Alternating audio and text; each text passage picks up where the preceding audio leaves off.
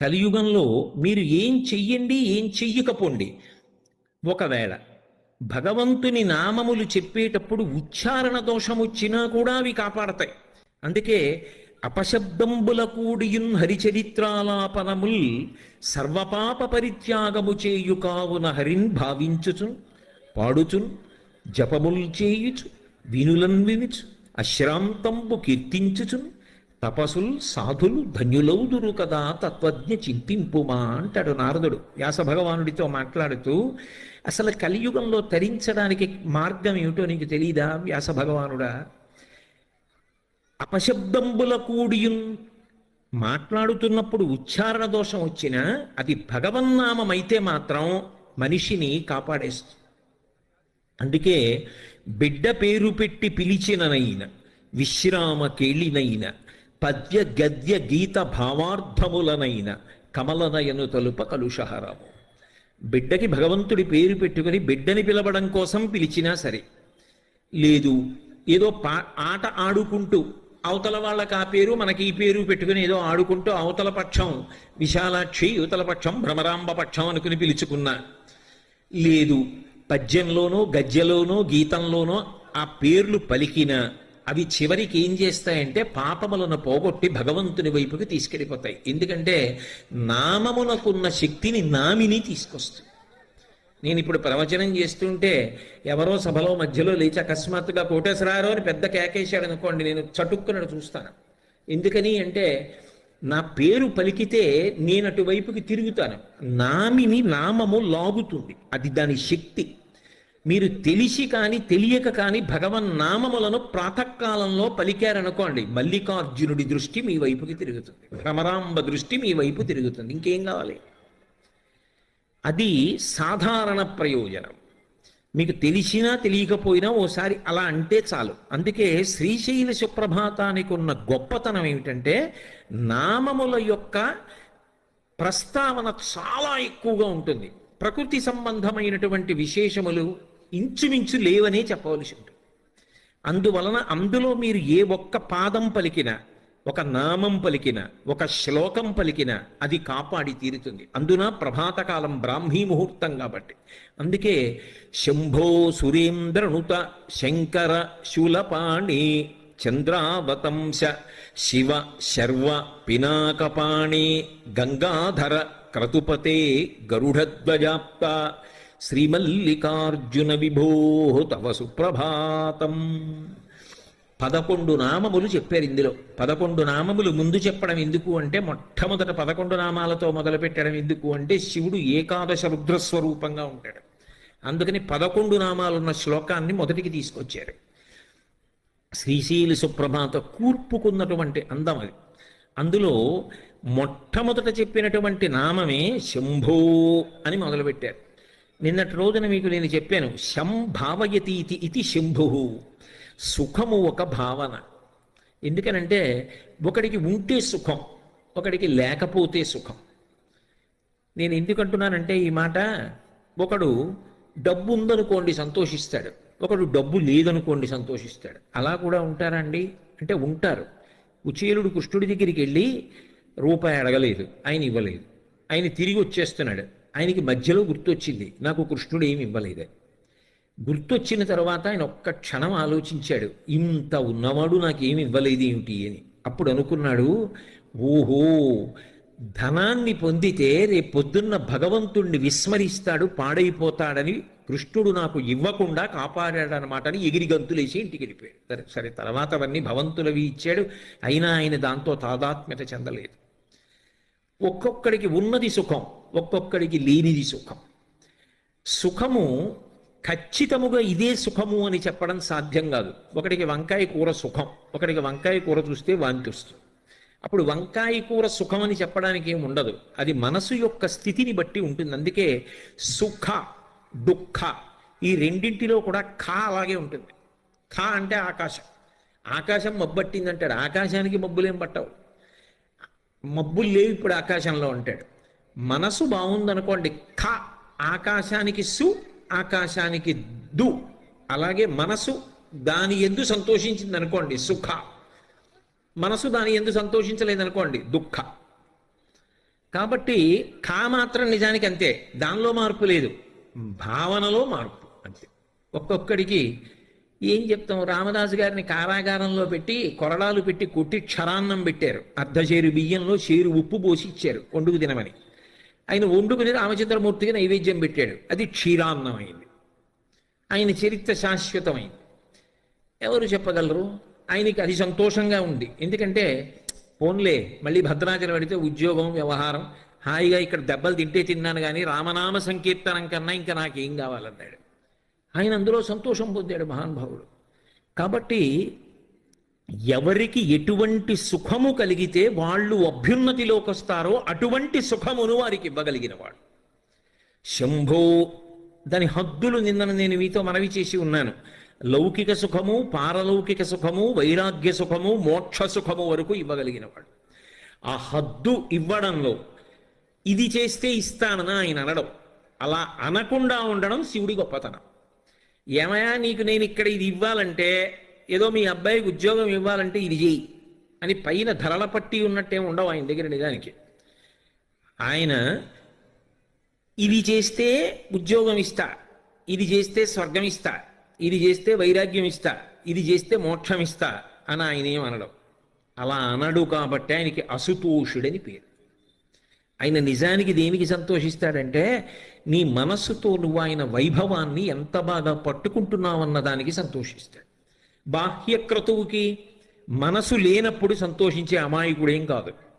గభీరే కాసారే విశతి విజనే ఘోర విపినే విశాలీ శైలీ చ భ్రమతి కుసుమార్ధంజలమితి సమర్పే చేతస్సరసిజముమానాథ భవతే సుఖేనావస్థాతుం జనైహ నజానాతి కిమహో అంటారు శంకరులు.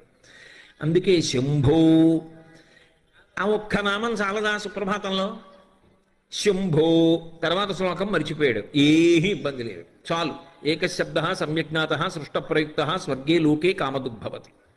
ఒక్క నామం చాలు, ఒక అక్షరం చాలు తరింప చేయడానికి. శంభో అనగానే ఏం గుర్తొస్తుంది సుప్రభాతంలో?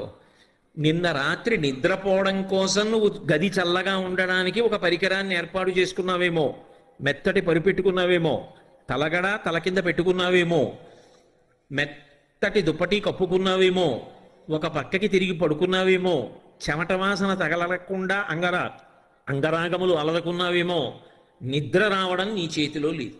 ఇవేమీ లేకపోయినా బడలిపోయిన వాడు కటిక నేల మీద చెయ్యి తల కింద పెట్టుకుని నిద్రపోవచ్చు. నిద్ర సుఖం.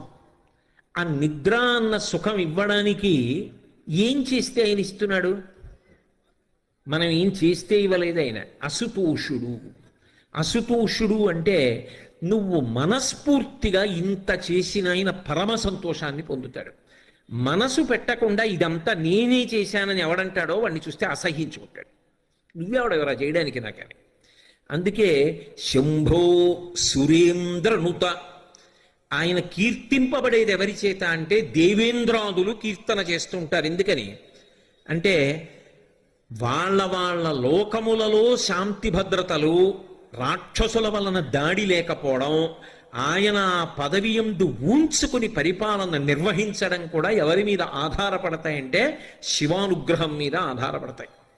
అందుకని నిరంతరము ఎవరి చేత కీర్తింపబడుతుంటాడంటే దేవేంద్రాదులు కీర్తిస్తుంటారు. శంభో సురేంద్రనుత శంకర. శంకరోతీతి శంకర.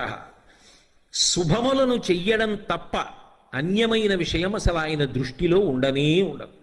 ఎప్పుడు ఏది చేసినా లోకమునకు శుభమొక్కటే చేసేవాడు ఎవరుంటాడో ఆయనని మాత్రమే శంకర అని పిలుస్తారు. అందుకే మీరు గమనించండి, ఎప్పుడైనా ఎవరైనా సన్యాసాశ్రమం తీసుకుంటే వాళ్ళు పుట్టినప్పుడు కుటుంబంలో తల్లిదండ్రులు ఏ పేరు పెట్టారో దాన్ని గురువుగారు మారుస్తారు, మార్చి సన్యాసాశ్రమ నామం ఇస్తారు. మీరు లబ్ధప్రతిష్ఠులై సన్యాసాశ్రమ స్వీకారం చేసిన ఎవరి పేరైనా చూడండి మారింది. ఒక్క శంకరాచార్యుల వారి పేరు మాత్రం గోవింద భగవత్పాదులు మార్చలేదు. ఎందుకు మార్చలేదో తెలుసా? కైలాస శంకరుడు కాలడి శంకరుడిగా వచ్చాడు. శంకర మహోపకారం చేయడానికి వచ్చినటువంటి వ్యక్తి. ఆ పేరు మార్చడం నా వల్ల అయ్యే పని కాదని కైలాస శంకరుడు కాలడి శంకరుడిగా వచ్చాడని ఆ పేరు అలాగే వదిలేస్తే సన్యాసాశ్రమ నామంలో కూడా శంకరాచార్యుల వారిగానే కీర్తింపబడిన మహాపురుషుడు శంకరాచార్యుల వారు ఒక్కరే. కాబట్టి శంకరోతి ఇది శంకర. ఆయన నిరంతరము శుభములను మాత్రమే చేస్తూ ఉంటాడు. అసలు నిజంగా చెప్పాలి అంటే ఎప్పుడైనా ఎక్కడైనా ఎవరికైనా ఏదైనా శుభం కలిగితే ఆ శుభానికి కారణం ఎవరు అంటే శంకరుడే. నేను చెప్పట్లేదు ఈ మాట, శాస్త్రములు చెప్పే. శుభములన్నీ కుప్పలు తెప్పలుగా ఆయన పాదముల దగ్గర పడి ఉంటాయిట. ఆయన అనుగ్రహించాడు అనుకోండి, ఓసారి ఇలా అంటాడు అంటే అది ఎగిరి వెళ్ళి ఇంటికి తోరణంగా పట్టుకుంటాడు. అందుకే ఒక గడుసు కవి ఒక మాట అన్నాడు, నేను ఓ పువ్వు పట్టుకొచ్చి మీ పాదాల మీద వేశాను అనుకోండి, నేను వేసినది ఏది పువ్వు, మీ పాదముల మీద ఉన్నది ఏది పువ్వు. నేను ఒక పువ్వు పట్టుకెళ్ళి మల్లికార్జున లింగం మీద వేశాను అనుకోండి, పరమ ప్రేమతో వేశాను అనుకోండి, ఆ పువ్వు ఓ ఏడాది తర్వాత నా ఇంటి మనవడు. నేను ప్రేమతో వేసిన పువ్వు 2 ఏళ్ల తర్వాత నా ఇంట్లో మనవరాలు. నేను ప్రేమతో వేసిన పువ్వు నేను కట్టుకునే ఒక ఇల్లు. నేను వేసిన పువ్వు నాలో కలిగేటటువంటి భక్తి. నేను వేసిన పువ్వు ఏ వయస్సులో నాకు రావాలో ఆ వయసులో రావలసినటువంటి వైరాగ్యం. ఆయన పాదముల మీద వేసిన ప్రతి బిల్వదళం, ప్రతి పువ్వు నీకు కావలసినదిగా మార్చగలడు. అది ఆయన శక్తి, అది శివ శంకర. నీకేది కావాలో దానిగా మార్చి తోరణం గడపని పట్టుకునేటట్టు చెయ్యగలిగిన వాడెవరు అంటే శంకరుడు. అందుకే మీరు గమనించండి, లోకంలో దీనికి పరిష్కారం ఏమి అన్నది అందట్లేదనుకోండి, అప్పుడు ఏం చెప్తారంటే అభిషేకం చేయించుకోండి శివలింగానికి అంటారు. ఇక అది బ్రహ్మాస్త్రం, ఇంకంతకన్నా ఏమీ ఉండదు. ఒకసారి అభిషేకం చేయించేసుకోండి అంటారు. శృంగగిరి పీఠాధిపత్యం వహించినటువంటి చంద్రశేఖర భారతీ స్వామి వారి దగ్గరికి ఒకప్పుడు ఒక విద్వాంసుడు వెళ్ళాడు. ఏం అలా ఉన్నావు అని అడిగారు.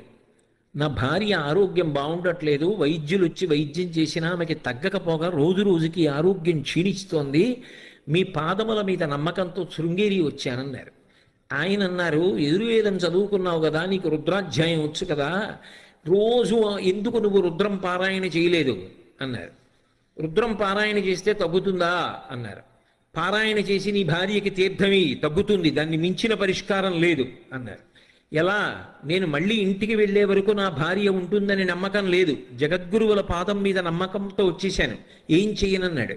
ఇంటికి వెళ్ళకు, తుంగానది ఒడ్డున కూర్చుని రుద్రపారాయణ చెయ్యి, పారాయణ చేసి తీర్థం నీ భార్యకి ఇస్తున్నానని, ఆ జపం చేసిన తీర్థం ఏదుందో దాన్ని భార్యకి ఇస్తున్నానని భావన చేస్తూ ఇక్కడి నీ భార్యకి ఏమవ్వదు, బెంగ పెట్టుకోకపో, మొదలెట్టు తుంగానది ఒడ్డునన్నారు. ఆయన చేశాడు, భార్య బతికింది, అక్కడ ఆరోగ్యాన్ని పొందింది. కందుకూరి శివానందమూర్తి గారు 1కి 100 మాటలు రుద్రం యొక్క శక్తిని నిరూపణం చేశారు. శివాభిషేకం అనేటటువంటిది అంత గొప్పది. శివలింగం చల్లబడడం అంటే బ్రహ్మాండము చల్లబడడమే. ఈ దేశంలో ఆశీర్వచనం ఏమిటంటే మీ మనసు చల్లగా ఉండాలి, మీరు చల్లగా ఉండాలి, మీ ఇల్లు చల్లగా ఉండాలి, లోకం చల్లగా ఉండాలి. అంతా చల్లగా ఉండడం శివలింగం చల్లబడడం మీద ఆధారపడి ఉంటుంది. శ్రీశైల క్షేత్రం యొక్క గొప్పతనం ఏమిటంటే అసలు వృద్ధ మల్లికార్జున లింగాన్ని మీరు ఇలా ముట్టుకోండి, మంచు ముక్క ముట్టుకున్నట్టు ఉంటాడు మహానుభావుడు. అంత చల్లగా ఉంటాడు. ఆయన అంత చల్లగా ఉన్నాడు కాబట్టే ఈ రాష్ట్రం, దేశం ఇంత చల్లగా ఉన్నాయి, ఏ ఇబ్బందులు లేకుండా. కాబట్టి శంకర. అందుకే శివానంద లహరిలో అంటారు, కరస్తే హేమాద్రౌ గిరిజ నికటస్తే ధనపతౌ శిరస్తే శీతాంశౌ చరణయుగళస్తే అఖిల శుభే గృహస్థే స్వర్భూజామరసురభిచింతామణిగణే కమద్ధం దాస్యేహం భవతు భవదర్థం మమ మనః అంటారు. ఆయనకి మనం ఇవ్వడం ఏమిటి? కరస్తే హేమాద్రౌ, ఆయనకి ఒక చేతిలో బంగారు కొండ ఉంది, మేరు పర్వతాన్ని పట్టుకున్నాడు ఆయన. ఆయనకి మనమేమి ఇస్తాం? ఓ బంగారం గొలుసు చేయించగలమా మనం బంగారు పర్వతం ఉన్నవాడికి? కరస్తే హేమాద్రౌ గిరిశ నికటస్తే ధనపతౌ. నవనిధులకు అధిపతి కుబేరుడు చేతులు కట్టుకుని పక్కన నిలబడి ఉంటాడు. ఎప్పుడైనా ఇలా చూసి కుబేరా అని ఏమైనా అడుగుతాడేమో అని. అప్పటి నుంచి ఇప్పటికి అడగలేదు, అడగడు కూడా. నవనిధులకు కుబేరుడు అధిపతి కావడానికి కారణం శివానుగ్రహం. కాబట్టి నికటస్తే ధనపతౌ గృహస్థే స్వర్భూజామరసురభిచింతామణిగణి. ఆయన ఇంట్లో కామధేనువులు, కల్పవృక్షములు, చింతామణులు ఇవన్నీ కుప్పలు తెప్పలుగా ఉన్నాయి. ఇంకా మనమేమి ఇస్తాం ఆయనకి? శిరస్థే శీతాంశౌ, ఆయన శిరస్సు మీద చంద్రవంక ఉంది. చరణయుగళస్తే అఖిల శుభౌ. అమాయకత్వం ఏమిటంటే శివుడికి నేనేదో చేసి పెట్టానంట. అసలు నీకు ఆ చేసి పెట్టే అదృష్టం ఇచ్చినవాడు ఆయన. ఆయన కాలిలా కదిపితే చరణయుగళస్తే, ఆయన పాదముల దగ్గర శుభములన్నీ పడి ఉంటాయి. మనం పువ్వు వేసామనుకోండి, పరమభక్తితో వేసామనుకోండి, దాన్ని మనవడిగా మార్చి ఇలా అంటాడు. వాడు ఎగిరొచ్చి కొడుకు ఒళ్ళో పడుకుంటాడు, తోరణం పైన కట్టి వాడి తాతయ్య సంతోషంగా బాలసారి చేస్తాడు ఇంట్లో. ఆయన పాదముల మీద శుభాలన్నీ ఉన్నాయి. ఇంకా నేనేమిస్తాను? నేను ఇవ్వగలిగింది ఒకటే, కమర్థం దాస్యేహం భవతు భవదర్థం మమ మనః. నీ మనసు ఆయన పాదముల దగ్గర పెట్టి పూజ చేయించాలి. అది పెట్టించడం శ్రీశైల మల్లికార్జున సుప్రభాతం యొక్క గొప్పతనం. అందుకే నీకు తెలిసి నామమునందు రమించావా అదృష్టం, నీకు తెలియదు ఇంకా అదృష్టం. ఎందుకని? నీకేం తెలియక్కర్లేదు, ఆ నామం పలికితే చాలు. కోటేశ్వరరావు అన్న మాటకి అర్థమేమి, అందులో ఎన్ని అక్షరములున్నవి, ఆ అక్షరములలో ప్రతిపాదింపబడిన విశేషార్థములేమి, ఇవన్నీ తెలియక్కర్లేదు కోటేశ్వరరావుని మీరు పిలవడానికి, నేను చూడ్డానికి. అంత తెలిసి పిలిచినా నేనే చూస్తాను, ఏమీ తెలియకుండా పిలిచినా నేనే చూస్తాను. సుప్రభాతంలో మీరు శంభో సురేంద్రనుత శంకర శూలపాణి అంటే తెలిసి పిలిచిన వాడికి అలాగే చూస్తాడు, తెలియక పిలిచిన వాడికి అలాగే చూస్తాడు. అందుకే తరించడానికి అవకాశాన్ని మల్లికార్జున సుప్రభాతమునందు ప్రతిపాదన చేశారు. ఆయన నామములకు ఎక్కువ ప్రాధాన్యత ఇచ్చారు.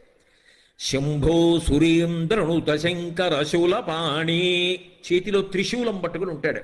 ఆ కూర్చడంలో కూడా సొబగేమిటంటే, సుప్రభాత పఠనం చేసేటప్పుడు ఉద్వేగంతో ఉండకూడదు. అది చాలా సాత్వికంగా మనసు రమిస్తూ ఎంతో సంతోషంగా పలకాలి. అది కూడా మెట్టెక్కుతున్నట్టుగా ఉండాలి. ఎంత అందంగా ఉండాలంటే, సుప్రభాతం పాడుతున్నప్పుడు మీలో ఒక పరవశం ఉండాలి. ఆ పరవశం మీరు అటువంటి వాణ్ణి చూడాలి చూడాలి చూడాలన్న సంతోషం ఉండాలి. నిన్న మీకు చెప్పాను కదా, నతిరియం, పార్వతీ పరమేశ్వరులను కలిపి నమస్కారం. వాళ్ళు కనబడినప్పుడు అలాగే కనబడాలి. నమ శివాభ్యాం నవయవ్వనాభ్యాం పరస్పరాశ్లిష్ట వపుర్ధరాభ్యాం నగేంద్ర కన్యా వృషకేతనాభ్యాం నమో నమ శంకర పార్వతీభ్యాం అని. ఆయన కనపడినప్పుడు సంతోషం అనేటటువంటిది ఎలా ఉండాలి? పొంగు కింద ఉండాలి. పాలు పొంగుతున్నాయి అనుకోండి, అప్పుడు నేను అంత దూరంలో ఉంటే పాపం వాడు వచ్చేదాకా ఆగుదామని మెలిమెలిగా పొంగవు, చర్రున పొంగిపోతాయి అంతే. ఆ దర్శనం చెప్పినప్పుడు పొంగు అలా వెళ్ళాలి. అందుకే ఆ శ్లోకాల యొక్క రీతి అలా పెడుతుంది. అమలం కమలోద్భవ గీత గుణం సమదం సమదా సురనాశకరం రమణీయ రుచిం కమనీయ తనుం నమః సంబ శివం నతపాపహరం శివం శంకరం బంధురం సుందరేశం నటేశం గణేశం గిరీశం మహేశేందు నేత్రం సుగాత్రం మృడానీపతిం శ్రీగిరీశం హృదా భావయామి అంటున్నాం. ఆ అందం, ఆ వెళ్ళడంలో ఆ అందాన్ని అంత గుప్పించారు శ్రీశైల సుప్రభాతంలో. అందుకే అది చదువుతున్నప్పుడు మొదట స్వామికి మేలుకొలుపు పలుకుతున్నాం అన్నప్పుడు ఆ సౌమ్యత, ఆ అందం అలా నడవాలి. అందుకే నామములను గుదిగుచ్చేటప్పుడు ఎక్కడా ఉచ్చరించడంలో కష్టపడవలసిన అవసరాన్ని తీసుకురాల. శంభో సురేంద్రనుత శంకర శూలపాణి, అందులో శకారం అంతా తిరిగింది. ఆ శకారం బాగా తిరగడంలో ఏమవుతుందంటే శాబ్దిక సౌందర్యం, గొప్ప అందము ఆవిష్కృతమవుతుంది. చదువుతున్నప్పుడు మీకే ఒక సంతోషంగా ఉంటుంది. నేను నిజం చెప్తున్నాను, మీరు మల్లికార్జున సుప్రభాతం ఇంట్లో చదువుతున్నారనుకోండి, పరవశించి అలా వెళ్ళి బయట ప్రకృతి వంక చూస్తూ ఇంకా చీకటి చీకటిగా ఉండగా ఒక్కసారి శ్రీశైలాన్ని, శ్రీశైల దేవాలయాన్ని, ఆ మల్లికార్జున దేవాలయం, పెద్ద నందీశ్వరుడు, రత్నగర్భ గణపతి పీఠం మల్లన్న గారు, ఇవన్నీ జ్ఞాపకం చేసుకుని ఓసారి సుప్రభాతం జరుగుతూ శంభో సురేంద్రనుత శంకర శూలపాణి చంద్రావతం శివ శర్వ పినాకపాణి గంగాధర క్రతుపతే గరుడధ్వజాప్త శ్రీమల్లికార్జున విభో తవ సుప్రభాతం అనండి. మీ ఇంట్లో చదువుకునే పిల్లలు అంటారు, నోట్లో చదువుకుంటావా తాత, నాకు దీని మీద దృష్టి పెట్టలేకపోతున్నానంటాడు, అది లాగేస్తుంది. అలా గుచ్చారు. ఆ నామాలని గుడిగుచ్చినప్పుడు కూడా అంత అందము శబ్దమునందు ఆవిష్కృతమవుతుంది. ఇక దానిలో మీరు రమించగలిగితే ఏ ఒక్క శ్లోకం చెప్పినా, ఒక్క నామం చెప్పినా, ఒక పాదం చెప్పినా మీ మనసు మల్లికార్జున లింగం దగ్గరికి వెళ్ళిపోతుంది. మీరు వాక్యంలో ఎక్కడుంటే ఏమంటే నా ఉద్దేశ్యం, ఇంట్లో ఉండిపోయినా శ్రీశైలంలో లేనివారు మీరేం కాదు, మీరు శ్రీశైలంలోనే ఉన్నారు. సుప్రభాతం తెల్లవారుజామున మిమ్మల్ని మల్లికార్జున లింగం దగ్గరికి, భ్రమరాంబ దగ్గరికి తీసుకురాగలదు. అదొక యోగ విద్యలండి. అందుకే శంభో సురేంద్రనుత శంకర శూలపాణి. శూలపాణి అంటే చేతిలో త్రిశూలం పట్టుకున్నాడు. శూలము అంటే ఏదో ఒక్క అంచు మాత్రమే ఉండి గుచ్చడానికి పనికొచ్చేది కాదు, త్రిశూలం. ఏమిటా త్రిశూలం అంటే ఆయనకి అలా ఉంటే సరదాగా ఉంటుందండి, అందుకని అలాంటి ఆయుధం పట్టుకున్నాడన్నది అన్వయం కాదు. ఆయన అలా ఎందుకు పట్టుకుంటాడో శివమహాపురాణంలో చెప్పారు. త్రైగుణ్యం శూలమేతస్యాపరసు సత్యనిష్టత అన్నారు. 3 గుణములకు ఆయన అతీతుడు. 3 గుణములకు అతీతుడై సత్వమునందు కాని, రజస్సునందు కాని, తమస్సునందు కాని, శుద్ధ సత్వమునందు కాని ఉండకుండా. అందుకే ఇలా 3 ఉంటే ఈ 3 ఒక ఊచకుంటాయి. ఆ ఊచ పట్టుకుంటాడు. అంటే శుద్ధ సత్వము సత్వము కన్నా గొప్పది. నిజానికి ఈ 3 గుణములలో తిరిగి శుద్ధ సత్వములో కెడతారు. శుద్ధ సత్వము కూడా ఎవరి చేతిలో ఉన్నదంటే ఆయన చేతిలో ఉన్నది. ఆ స్థితికి మూడిటిని 4టిని దాటి ఎప్పుడు తనలో తాను రమిస్తూ ఉండగలిగినటువంటి గొప్ప స్థితి ఆయనది. అందుకే ఆయనకు ఒక విచిత్రమైన పేరుంది, ఉన్మత్త శేఖరాయ నమః. పిచ్చివాడు ఏం చేస్తాడు? వాడికి బాహ్యంలో భయమే ఉండదు. అందరూ చీకటి పడిపోయిందని భయపెడుతుంటే ఆయన ఒక్కడు శ్రీశైలంలో ఎక్కడో అడవిలో కూర్చుని తనలో తాను ఏదో రమిస్తూ ఉంటాడు. ఏదో భావన, అది మనకు అందదు కాబట్టి ఆయన్ని పిచ్చివాడు ఉంటున్నాం. కానీ ఆయనలో ఏదో భావాలు ఉంటాయి. ఆయన ఏదో ఆలోచిస్తూ ఉంటాడు, ఏమిటో నవ్వుకుంటూ ఉంటాడు, ఏమిటో అరుస్తూ ఉంటాడు. శివుడు కూడా తనలో తాను రమిస్తూ ఉంటాడు. శివభక్తి పండినటువంటి వాళ్ళు ఆ స్థితికే వెళ్ళిపోతారు. అందుకే మహానుభావులు చంద్రశేఖర భారతీ మహాస్వామి శృంగగిరి పీఠాధిపత్యం వహించారు. వారు చంద్రమౌళీశ్వరారాధన చేస్తూ ఓం నిధనపతయే నమః అంటే ఇలా బిలవదళం వేసేవారు. ఓం నిధనపతాంతికాయ నమః ఇంకో దళం వేసేవారు. అంతే, చెయ్యి అలా ఉండిపోయి అలాగే ఉండిపోయేవారు. ఓ ఈయన సమాధి స్థితిలో వెళ్ళిపోయారు, ఇక పూజ చెయ్యరని చెప్పి శిష్యులు వచ్చి సంకల కింద చేతులేసి ఎత్తి తీసుకెళ్ళిపోయి గురునివాసంలో కూర్చోబెట్టేవారు. అంతే, 10 రోజులో 11 రోజులు ఆ సమాధి స్థితిలో అలాగే ఉండేవారు. ఆ ఆనంద స్థితి అంతే. చంద్రశేఖరేంద్ర సరస్వతి మహాస్వామి కంచి కామకోటి పీఠాధిపత్యం చేశారు. పల్లకీలోకి వెళ్ళి కూర్చుంటే సమాధి స్థితిలోకి వెళ్ళిపోయేవారు. ఆఖరాఖరణ సుధా సింధోర్ మధ్యే అనేవారు. అంతే, ఆయన వెంటనే భావ సమాధిలోకి వెళ్ళిపోయేవారు. మళ్ళీ ఓ పావుగంట 20 నిమిషాల తర్వాత ఉలిక్కి పడలేచి సుధా సింధోర్ మధ్యే చెప్పేవారు. సురబిట పివాటి పరివృతే మళ్ళీ సమాధిలోకి వెళ్ళిపోయేవారు. తాడేపల్లి రాఘవనారాయణ శాస్త్రి గారు అంతే, ఓ మాట చెప్పేవారు, సమాధిలోకి వెళ్ళిపోయేవారు. మళ్ళీ బయటికి వచ్చేవారు, ఓ మాట చెప్పేవారు, మళ్ళీ సమాధిలోకి వెళ్ళిపోయేవారు. అది రామకృష్ణ పరమహంస మాటల్లో చెప్పాలి అంటే నల్లమందు మరిగిన నెమలిలా ఉంటుంది. ఆ భావ సమాధి అంత గొప్పది. అందుకే శ్రీశైల సుప్రభాతానికి ఫలశ్రుతి చెప్తూ ఒక మాట అంటారు, ఈ సుప్రభాతాన్ని ఎవడు చదువుతున్నాడో వాడు ఇహమునందు సుఖములను పొందుతాడు, చివడికి పరమేశ్వరుని యందు ఐక్యమైపోతాడు అని చెప్తారు. ఎందుకంటే భావన చెయ్యడము అలవాటైపోతుంది. కాబట్టి త్రైగుణ్యం శూలమేతస్య, త్రిగుణాతీతుడైన వాడెవరో వాడు శంకరుడు సుమా అని చెప్పడానికి శూలం పట్టుకుంటాడు. చాలంతకన్నా ఇప్పుడు నేనేమి శివతత్వం కాదు, సుప్రభాతం ప్రధానం నాకు. కాబట్టి శంభో సురేంద్ర దుత శంకర శూలపాణి చంద్రావతంస. చంద్రవంక తల మీద ధరించి ఉంటాడు. అది నలుగురి ఆస్తి, ఒక్క శివుడే కాదు. నిజానికి శివుడు శుక్లపక్ష తదియ నాటి చంద్రరేఖ, కంచి కామాక్షి కిరీటం మీద స్ఫుటంగా కనబడుతూ ఉంటుంది. ఆ చంద్రవంక ఎంత అందంగా ఉంటుందో. మీరు ఎప్పుడైనా శుక్లపక్ష తదియ నాడు చూడండి, ఆకాశంలో వెతికి చూస్తేనే కనపడుతుంది, లేకపోతే కనపడదు. అందుకే అవ్యక్త రేఖామివ చంద్రరేఖాం అంటారు.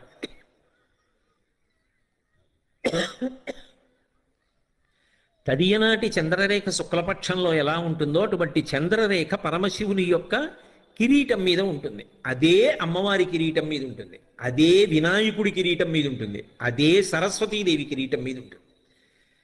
అందుకే శంకరుడు తెలుపు, జ్ఞానదాత మహేశ్వర, ఆయన జ్ఞానం ఇస్తాడు. అందుకే సరస్వతి వీణ వాయిస్తుంది, శంకరుడు దక్షిణామూర్తిగా వీణ వాయిస్తాడు. శ్రీశైలం లోపలికి వస్తుంటే వీణ వాయిస్తూ దక్షిణామూర్తి లేరు. సరస్వతీదేవి చంద్రవంక ధరిస్తుంది. మీకు అనుమానమా? సౌందర్యలహరిలో శంకరాచార్యులు వారు శరజ్యోత్స్నా శుద్ధాం శశియుత జటాజూటమకుటాం, కిరీటం పెట్టుకోరు, శంకరుల్లాగే జటాజూటం కట్టుకుంటుంది. వరత్రాసత్రాణ స్ఫటిక గుటిగా పుస్తకరాం సకృన్నత్వా నత్వా కథమివ సతాం సన్నిధదతే మధుక్షీరద్రాక్షా మధురి మధురీనాహ ఫణితయ. పార్వతీ పరమేశ్వరుడు ఇద్దరూ చంద్రవంకం ధరించి ఉంటారు. ఎందుకది? ఆ తదీనాటి చంద్రరేఖ సరదా ఏమిటి వాళ్ళిద్దరికీ అంటే, చంద్రరేఖని ధరించడం వెనక ఉన్నటువంటి తత్వము వేరు.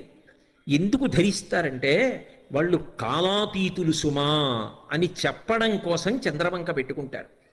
చంద్రోద్భాసిత శేఖరే స్మరహరే గంగాధరే శంకరే సర్పైర్భూషిత కంఠకర్ణ వివరే నేత్రోద్ధ వైశ్వానరే దంతిత్వకృత సుందరాంబరధరే త్రైలోక్యసారే హరే మోక్షార్థం కురుచిత్త వృత్తిమమలాం అంతైస్తు కింకర్మభిః అంటారు. చంద్రోద్భాసిత శేఖరే, కాలం నడుస్తోందని గుర్తు ఏమిటంటే చంద్రుని యొక్క ఎదుగుదల తరుగుదల దృష్టిలో పెట్టుకుని తిథి చెప్తాం. ఇప్పుడు ఇవాళ ఉందనుకోండి, ఏదో పుష్యమాసే శుక్లపక్షే షష్ఠిమ్యాం వాసర భానువాసరే అని చెప్పాం. రేపు శుక్లపక్షే సప్తమిమ్యాం అంటామంటే ఇంకో కళ పెరిగింది. ఇంకో కళ పెరిగితే కాలం కదిలిపోయింది. కాలం కదిలిపోతే నా ఆయుర్దాయం తగ్గిపోయింది. ఒక్క కళ పెరిగిందనుకోండి, ఇవాళ అయిపోయి రేపు వచ్చిందనుకోండి, నా ఆయుర్దాయంలో ఒక రోజు అయిపోయింది అంటే నేను మృత్యువుకి దగ్గర పడిపోతున్నాను. చంద్రుని యొక్క కళలు పెరిగి తరుగుతూ ఉంటే మాసములు కదిలిపోతాయి. మాసములు కదిలిపోతే ఆయువు తరిగిపోతుంది. అందుకే ఆయుర్నశ్యతి పశ్యతాం ప్రతిదినం యాతి క్షయం యవ్వనం ప్రత్యాయంతి గతాః పునర్న దివసాః కాలో జగద్భక్షకః లక్ష్మీస్తోయతరంగభంగ చపలా విద్యుచ్చలం జీవితం తస్మాన్ మాం శరణాగతిం కరుణయా త్వం రక్ష రక్షాధునా అంటారు. ఆయన అలా కాలం వెళ్ళిపోతోందని చెప్పి ఆయన మృత్యువు చేత గ్రసింపబడడం. ఆయన కాలాతీతుడు, కాలమునకు అతీతముగా అలాగే ఉంటాడు. అందుకే వాళ్ళిద్దరికీ జుత్తు తెల్లబడదు, ఇద్దరి జుత్తు నల్లగా ఉంటుంది. ఇద్దరూ ఎప్పుడూ యవ్వనంలో ఉంటారు. కాలాతీతుడైన వాడెవరో వాడు మాత్రమే మనని కూడా కాలాతీతుణ్ణి చేసి మోక్షం ఇవ్వగలడు. ఇక కాలమునందు మళ్ళీ పుట్టవలసిన అవసరం, పెరగవలసిన అవసరం, తరగవలసిన అవసరం, నశించవలసిన అవసరం లేకుండా చెయ్యగలిగిన వాడు ఆయనొక్కడే. అందుకే కాలమునకు సంకేతమైన కాలుణ్ణి చంపిన, పుట్టుకకు కారణమైన కాముణ్ణి చంపిన ఆయన వల్ల సాధ్యం తప్ప అన్యుల వలన సాధ్యము కాదు.